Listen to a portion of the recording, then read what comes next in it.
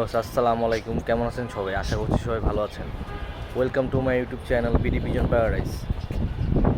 তো আজকে আমি মাত্র ছাদে উঠলাম, ঘুমে এসেছিলাম আমি। আমার শরীরটা আসলে অনেক দুর্বল, শরীর অসুস্থ, ঠান্ডা লাগছে। সিজনের কারণে কোনো অসুবিধা হচ্ছে আমার মনে হয় ভিতরে। আমার সিজনের জন্যই আপাতত মানুষের দেখতেছি অনেকজনের এই সিজনের জন্য শরীর অসুস্থ হয়ে যাচ্ছে, ঠান্ডা লাগতেছে।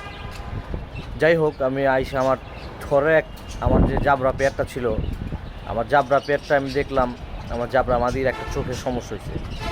তো চোখে কী সমস্যা হয়েছে আমি আপনাদেরকে দেখাই আসেন। এই যে আমার জাবরা মাদির থরের রুমে এখন আমি। এই যে আমার জাবরা মাদি মেবি পটি করছে, যে পটি দেখেন পটি কালারটা মেবি গ্রিন কালার। জানি না হঠাৎ এই অবস্থা কেন, ঠান্ডা লাগছে মনে হয় কবুতরের।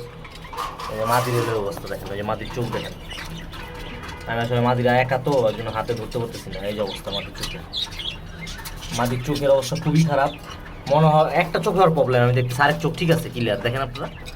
একটা চোখই আর কি, আপনার ওই পাশের চোখটা, বাম পাশের চোখ যেটা, সেটা আপনার একদম ফুলে গেছে, পানি আসছে চোখে। আর আপনার এই ডান পাশের চোখ যে একবার ক্লিয়ার, এই যে চোখটা। মেবি ও এখান থেকে মাথা ঢুকাইতে গেছিলো, আমি পানি দিয়ে রাখছিলাম, ব্যথা ব্যথা পাইছে মেবি, এরকম কিছু হইতে পারে। তারপরে কবুতরটা আমরা এখন ট্রিটমেন্ট দিব।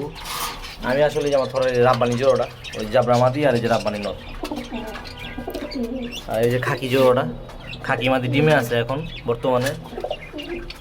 ওই যে খাকি নটটা যে দেখাইছিলাম আপনাদের, খাকি নটটা। আর নিচে আছে আমার রাব্বানি পেয়ার, ওই যে রাব্বানি মাদি তো তার রাব্বানি।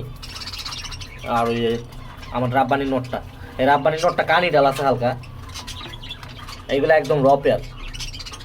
আমার এখানে যে কবুতরগুলো দেখতেছেন এগুলো সবই র, কোনো ঘুরানো কিচ্ছু নাই।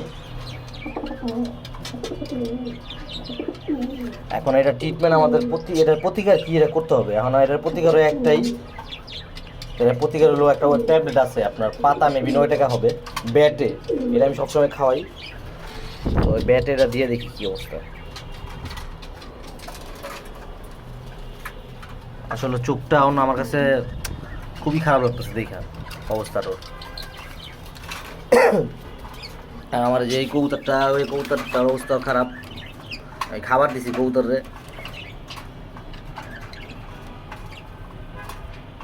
এই কবুতরটা একদিন আপনাদের সামনে একটা শর্ট করব ইনশাল্লাহ। এই কবুতরটা নিয়ে